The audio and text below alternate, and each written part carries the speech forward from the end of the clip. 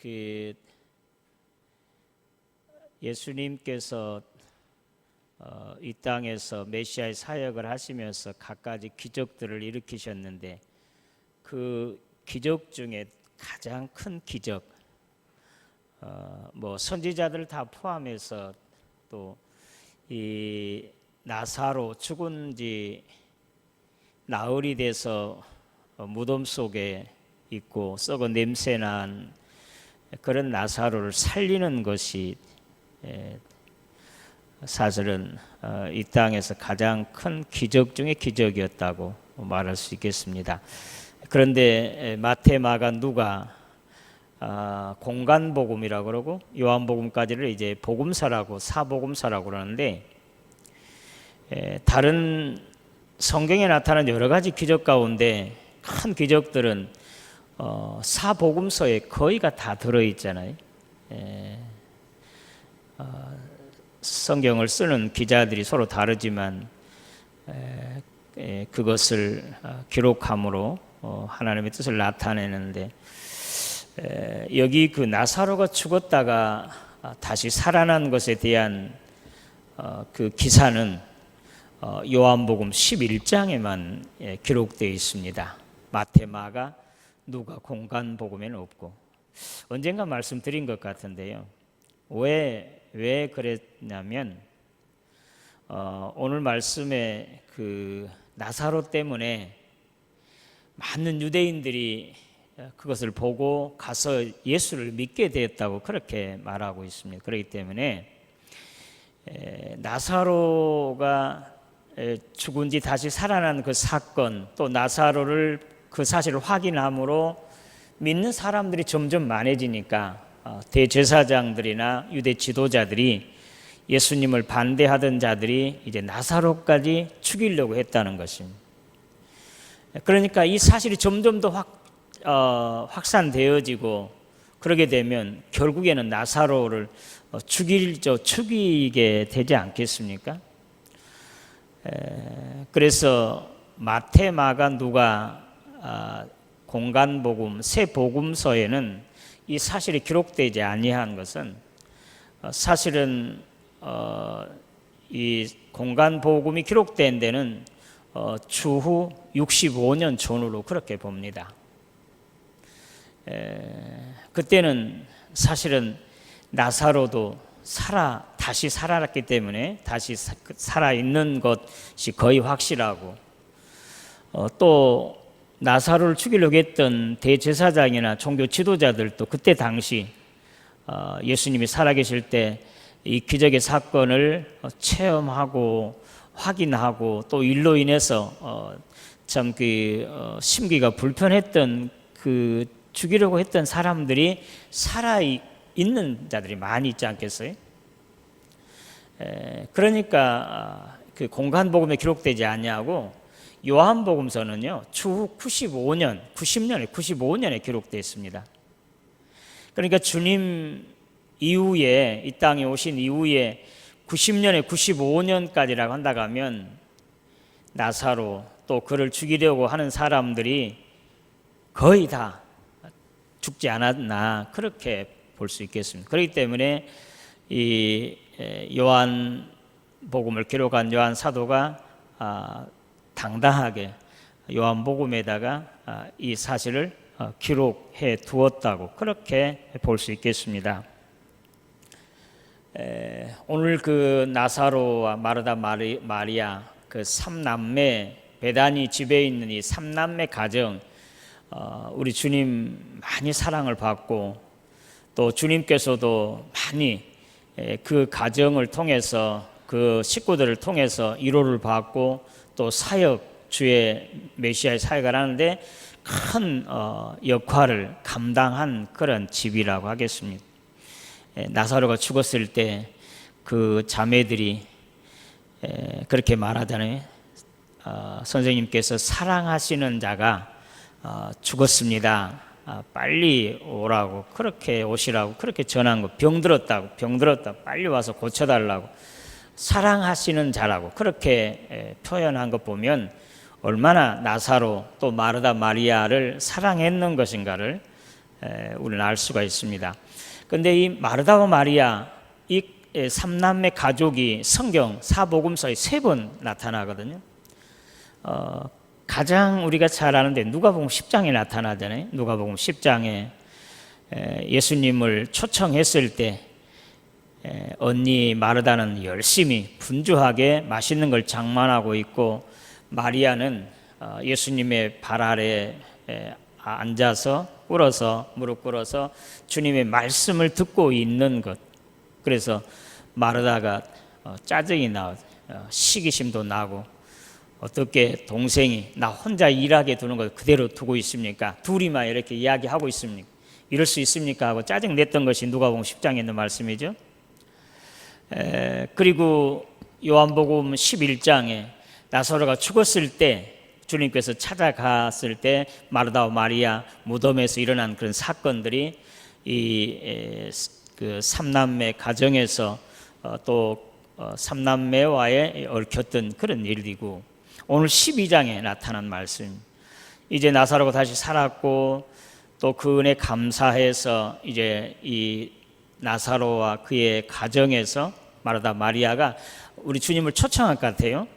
대접해 주려고, 보답하기 위해서. 그런데 이제 그런 대접해 주는 그런 때 바로 마리아는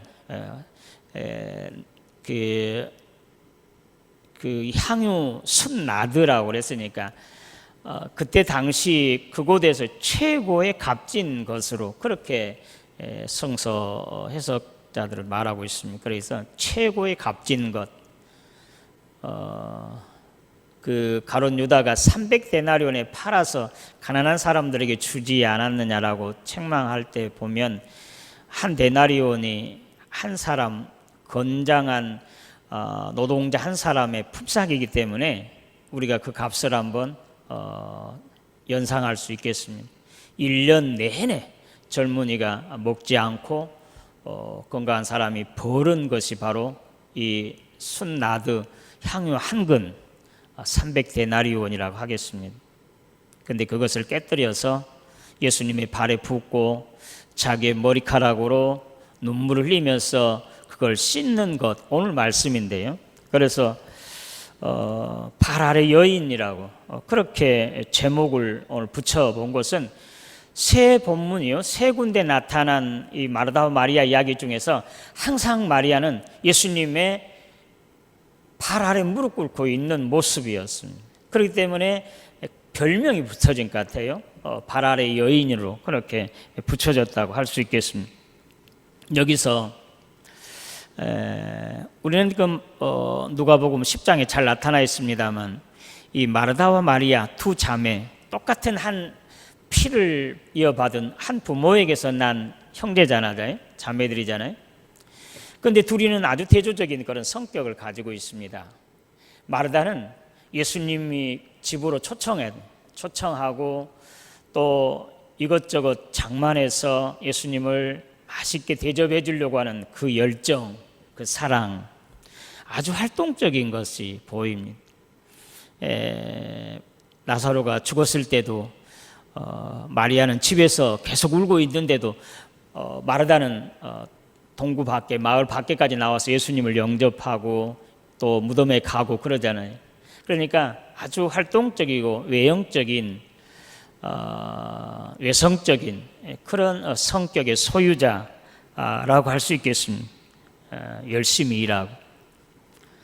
그런데 마리아는 그와는 정반대, 활동적이보다는 아주 내성적이고 사색적이고 생각하고, 그런데 그 대조적인 서로 다른 성격이나 로 인해서 예수님을 보다 더 편안하게, 그리고 예수님의 선교 사역에 동참한 것을 우리는 여기서 볼 수 있겠습니다. 누가복음 10장에 보면 마르다는 꾸중을 듣고 마리아는 칭찬을 들어서, 사실은 이 마리아의 그 말씀을 듣는 것을 강조하기도 합니다만, 그러나 사실 우리 주님을 초청해서 대접해 주는 데는 사실 마르다가 없었으면 그럴 수도 있겠습니까? 초청할 수도 하는 것도 그렇지, 또 이것저것 대접해 주는 것도 그렇지, 그리고 또 말씀을 조곤조곤 듣는 마리아, 이 둘이가 서로 조화를 이루어서 주님을 기쁘시게 해드렸고, 주님의 선교 사역에 그렇게 아주 능력 있게 그 사역에 참여할 수 있었다고 할 수 있겠습니다. 예수님의 제자 가운데도 이런 사람이 있습니다. 베드로와 요한이에요. 베드로, 요한. 베드로는 마르다 또는 그 요한은 마리아처럼 이 베드로는 아주 성격이 이제 그 활발하고 또 일을 열심히 하고 그러잖아요. 활동적이잖아요. 그 막달라 마리아가 예수님의 부활을 알려줬을 때 두 제자가 다른 문제를 치는데, 두 제자가 누구냐면 베드로와 요한이. 요한이 훨씬 나이가 젊은 것으로, 젊은이로 보이고, 아무래도 베드로는 나이가 더 먹은 사람 생각됩니다. 그런데 다른 박자를 쳐서 앞장서 있는 사람은 요한이. 그런데 그 무덤에 빙빙 돌고 다니잖아요. 들어가지 못하고, 무서워서도 그랬어요. 그런데 뒤에 따라오던 베드로는 묻지도 않고 그냥 굴 속으로, 무덤 속으로 쑥 들어가서 주님의 빈 무덤을 확인하잖아요. 이런 것을 보고, 또 요한복음 21장에 나타나요. 그 갈릴리 바다에서 이제 고기를 잡을 때 요한은 주님이시다 그래요. 배 오른편에 가서, 깊은 데 가서 그물 내리라고 했을 때 그 음성을 듣고 먼 거리였지만 요한은 분명히 알았습니다. 그래서 주님이시다 하고 이제 소리를 치니까 확인도 하지 않고 베드로는 옷을 걸치고 헤엄쳐서 주님께 나오잖아요. 성격이 완전히 서로 다릅니다. 그러나 이 베드로와 요한은 초대교회의 두 기둥입니다. 교회를 세우는 큰 기둥 가운데 베드로와 요한. 그리고 베드로의 이런 성격과 그리고 요한의 이런 성격이, 내성적이, 외성적인 이런 성격들이 서로 조화를 이루어서 초대교회를 든든하게 세워갔다고 할 수 있겠습니다.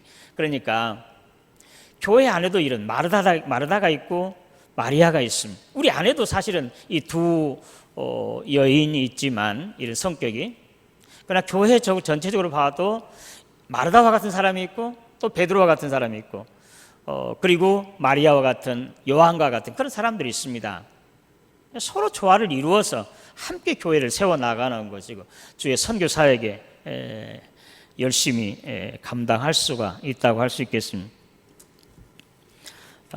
이런 것을 할 수 있어야 됩니다.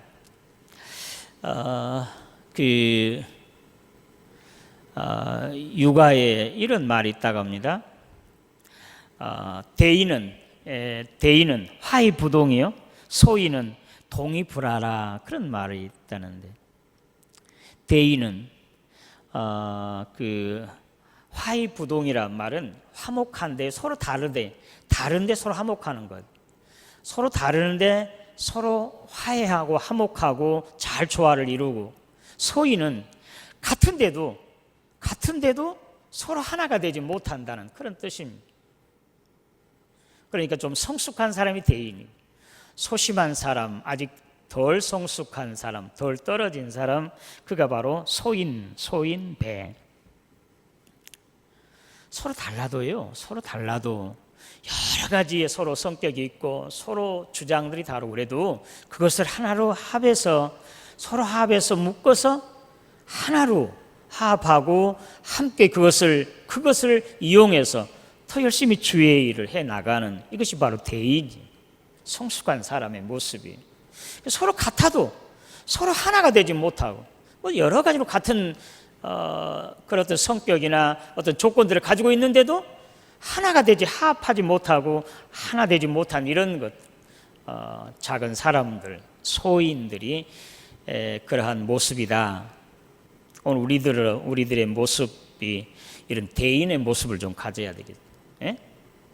그냥 배타적으로 이렇게 하는 것이 아니라 서로 달라도, 주장이 다르고 성격이 다르고 어떤 조건들이 달라도 그것을 하나로 묶어서 합해서 능동적으로 다이나믹하게 주의 일을 해 나가는, 교회를 세워 나가는 그런 교회가 되어야 하겠습니다. 마리아 세 곳에 다 그 발 아래 여인으로 그렇게 별명이 붙여지게끔 되어 있는데, 세 가지요. 발 아래 앉아서 누가복음 10장에는 말씀을 들었습니다. 마르다가 화가 나서 선생님 어떻게 마리아하고만 그렇게 이야기하고 있습니까? 내 동생 나 좀 도와달라고 하시지. 그때 예수님께서 하신 말씀이 마르다야 마르다야, 너는 많은 일로 염려하지만 단 한 가지만 있어도 된다는 것. 육체적인 거, 육적인 거, 먹고 마시는 이런 것들은 우리 주님께서 크게 그렇게 관심 안 두는 거예요.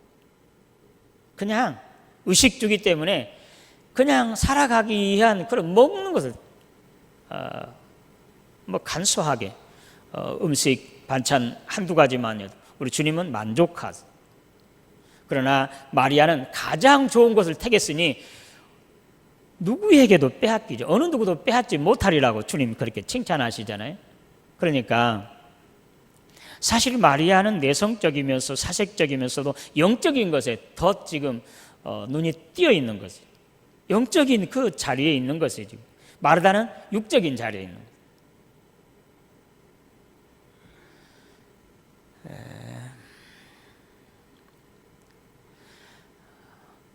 우리가 열심히 밖에서 이렇게 일하고 또 봉사하는 열심히 하는 사람들이, 교회에서도요 열심히 봉사하는 사람들이, 앞장서 사는 사람들이 교회 일을 다 한 것 같은데도 문제가 그 사람들에게서 나와요. 그런 사람들에게는 정말 마리아가 필요한 거예요. 열심히 일할 만큼 더 주님 앞에 무릎을 많이 꿇고 기도하고 다른 사람의 의견을 듣고 다른 사람 존중해주고 그렇게 해야 되는 거예요.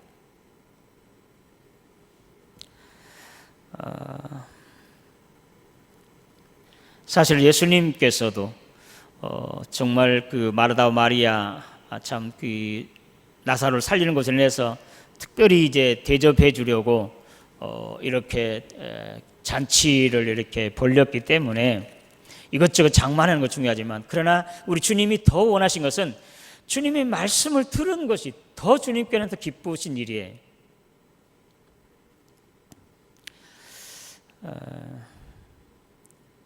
조금 대접이 소홀해도 하나님의 말씀을 아멘 아멘 하고 듣는 것이 있다가 훨씬 더 좋습니다. 지지난번인가 제가 오후에 다른 교회에 가서 말씀을 전하는데요, 말씀이요 이렇게 쑥쑥 빨려 들어가는, 아멘 아멘 하면서요 그냥 베개 사람이 그냥 눈총이 쫙 저기 쏠려 있는데 그냥 말씀이 막 쑥쑥 빠져나가요. 쑥쑥. 나도 은혜스럽고 듣는 사람도 은혜스럽고. 우리 주님 그런 거 기뻐하실 거예요. 말씀을 듣는 것, 정말 말씀 듣는 것에 정말 무릎 꿇은 자세, 이런 것 정말 주님께서 다른 어떤 외적으로 활동하고 그 하는 주의 일을 하는 것보다도 훨씬 더 이것을 기뻐하죠. 그 말씀 듣는 그 세 가지 자세가 성경에 나와 있는데, 첫째는 서서 듣는 자세죠. 이런 사람들은 그냥 듣고 가서 잃어버린 길가와 같아요. 지금 말씀을 들어도 그 휴대폰 벨이 울리는 것처럼, 그리고 또 시간이 돼도 그냥 5분 10분 늦게 들어오는 것, 이런 건 준비가 안 된, 서서 듣는 사람들이 서서. 앉아서 듣는 사람은 그 가운데 앉아서 듣는 사람이 있습니다. 마태복음 5장의 산상보훈은 우리 주님께서도 앉아서, 청중들도 앉아서 말씀을 듣고 또 전하고 그랬습니다. 그래서 산상수훈이라고 그렇습니다. 그러나 그것도 시간이 지나면 그냥 잊혀져 버리기가 쉽습니다. 발 아래 앉아서, 세 번째 말씀을 듣는 자세, 발 아래 앉아서 무릎 꿇은 자세, 이건 골수에 먹혀서, 골수에 박혀 들어가는 말씀. 저도요, 첫 목회하는데 전도사 시절에 그 시찰에서 한 그 전도사님이 똑같이 설교하는 그 내용 제목이 아직도 기억나는 거예요. 아직도 기억나.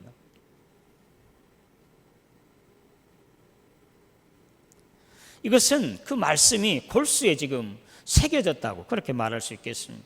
앉아서 듣는 사람, 이제 무릎 꿇고 발 아래서 듣는 사람, 바로 이런 사람, 이건 옥토와 같은 말, 60배, 100배 결실한 오늘 저와 여러분들이 하나님의 말씀을 발 아래서 마리아처럼 듣는 자들이 되셔서 그 말씀이 60배, 100배 결실하게 되기를 주님의 이름으로 기원합니다.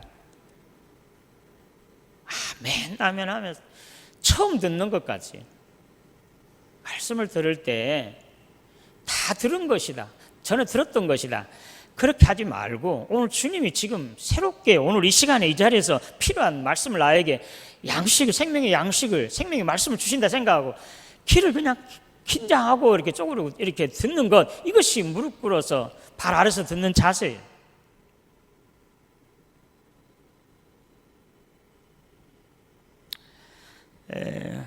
그 덴마크의 토르발센이라고 하는 작가가 그린 그 성화인데 승천이라고 하는 성화가 있답니다.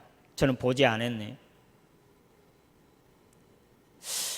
그런 비슷한 것을 봤는데 부활 장소거든요. 부활하는 그런 그 장면입니다. 근데 그것을 이렇게 벽에다 걸어놓고 이렇게 서서 보면 전혀 우리 예수님의 모습도, 예수님의 어떤 그 성화가 주는 어떤 느낌도 들어오지 않는답니다. 그런데 그 부활이라고 하는 그 성화를 벽에 걸어놓은 것을 무릎을 꿇고 아래서 이렇게 올려다보면 놀랍게 주님의 모습이 선명하게 나타나고 주님께서 그 성화에서 주시고자 하는, 정말 주님이 복을 주시는 그런 감이 막 흘러나온다는 거예요. 진정한 성화죠. 자세가 중요하다는 거예요. 자세가, 마음 자세.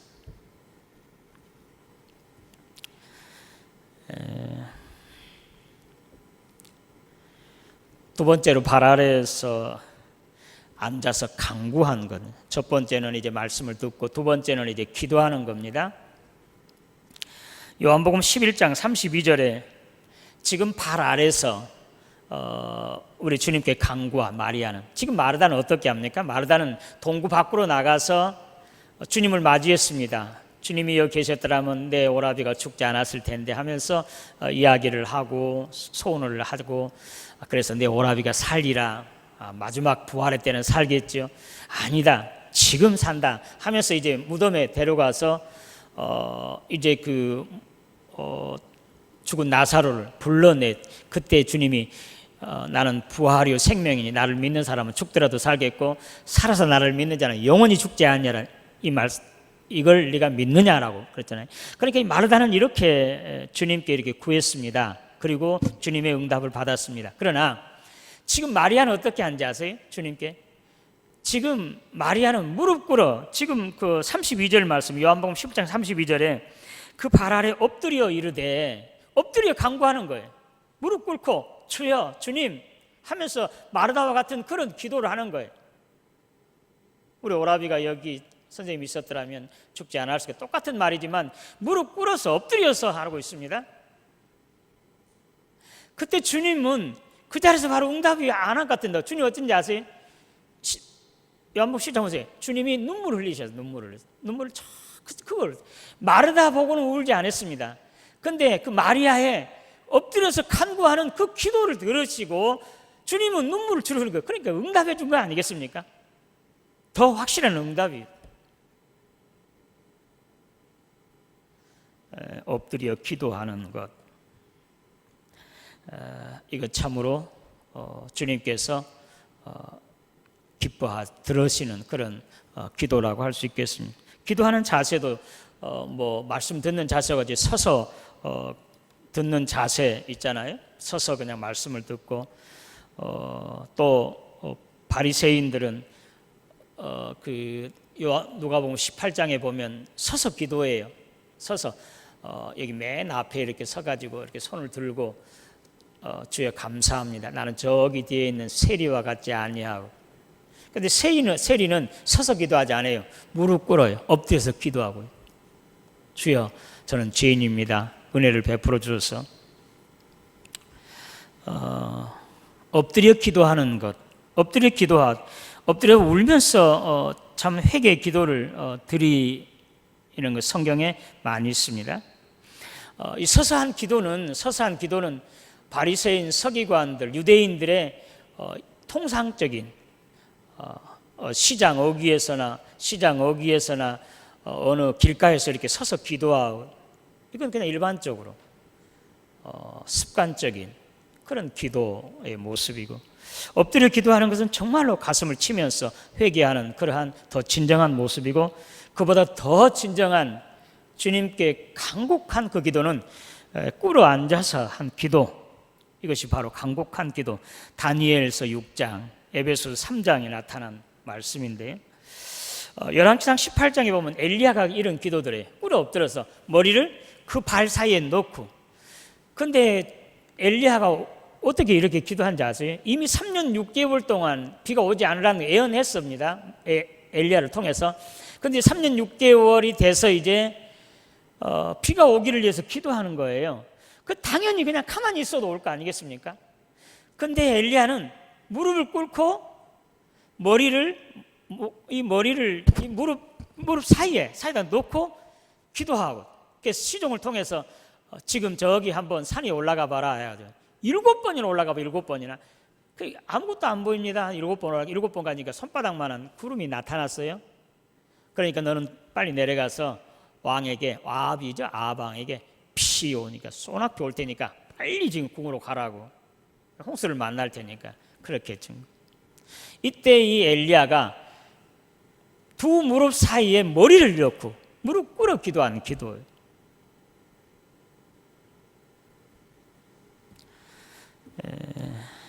오늘 이 기도 하나님께서 정말 더 빨리 더 기쁘게 응답해 주시는 그런 기도라고 하겠습니다. 마지막 세 번째, 주의 발 아래 앉아서 이제 봉사하는 거, 오늘 말씀이에요. 지금 예수님께서 집에 계시는데 마리아가 향유를 붓잖아요. 발에다 붓고 예수님의 머리에, 또는 다른 곳에는 머리에도 붓다는데 발에 붓고 자기의 머리털로 울면서 그 발을 씻잖아요. 이 봉사, 섬기는 것, 이 모습 한번 보세요. 지금 이 머리는 제일 위에 높은 곳이잖아요. 발은 가장 낮은 거잖아요. 지금 마리아가 자기 머리카락 가장 귀하게 생각하고 영광스럽게 생각한 그 머리카락으로 지금 예수님의 가장 낮은 발을 지금 씻잖아요. 이것이 바로 섬김의 자세예요. 섬김의 자세.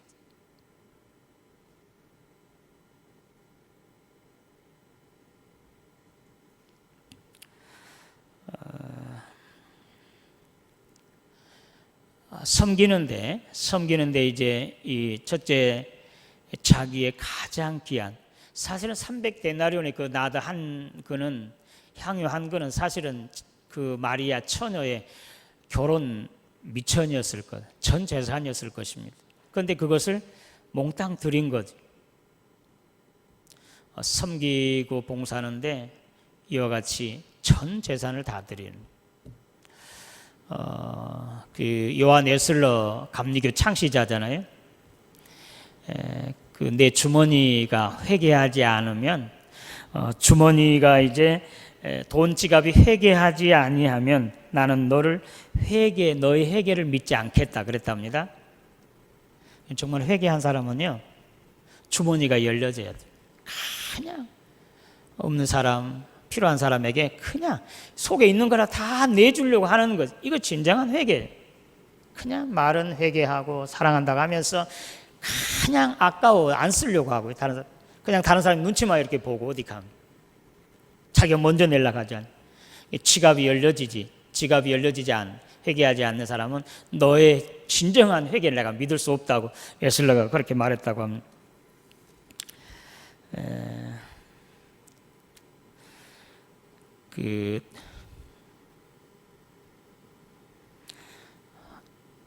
미국의 이제 인도에서 유학 온 학생이 힌두교도가 이제 식사를 할 때 예수 믿는 사람 젊은이들은 이제 기도하잖아요. 미국에서도. 그게 눈을 식사 앞에 딱 쳐놓고 이렇게 기도하는,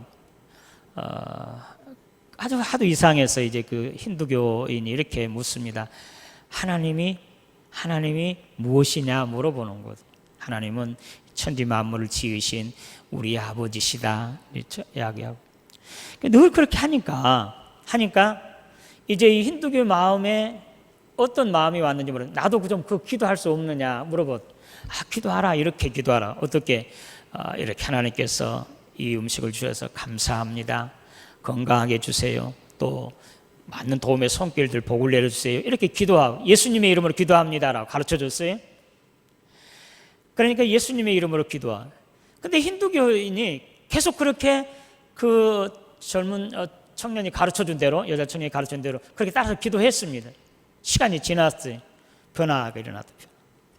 자기가 지금 공부하러 온 것 이게 다 팽개쳐버리고 신학을 공부해서 목사가 됐다. 이거 실화예요, 실화.